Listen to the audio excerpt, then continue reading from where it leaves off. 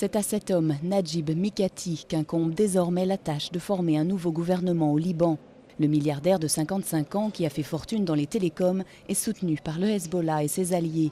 Il a déjà été brièvement Premier ministre après l'assassinat de Rafik Hariri en 2005. Moins de 2 semaines après la chute de Saad Hariri, fils de Rafik, il veut se poser en réconciliateur.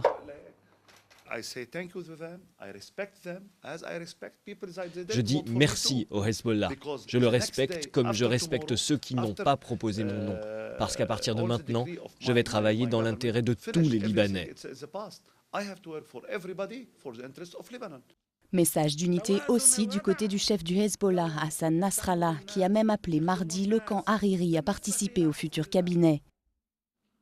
Ni vainqueur ni vaincu, venez coopérer au sein d'un même gouvernement. Mais à Tripoli, dans le nord du Liban, d'où est originaire Najib Mikati, les pro-Hariri étaient des milliers mardi à appeler au boycott d'un cabinet formé par le candidat du Hezbollah. Ils craignent la mainmise du puissant mouvement chiite sur le gouvernement. Le poste de Premier ministre est réservé aux seuls sunnites par la constitution libanaise. Nous sommes ici aujourd'hui pour dire que nous avons seulement besoin de Saad Hariri comme Premier ministre. Nous ne voulons personne d'autre. Nous ne voulons pas de Najib Mikati. Nous ne voulons pas de quelqu'un qui soit nommé par le Hezbollah, par les chiites.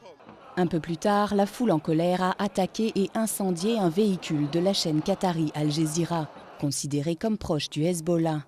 Face à la crise, la communauté internationale reste prudente. Seuls les États-Unis ont d'emblée averti qu'un gouvernement libanais contrôlé par le Hezbollah aurait clairement un impact sur les liens entre les deux pays.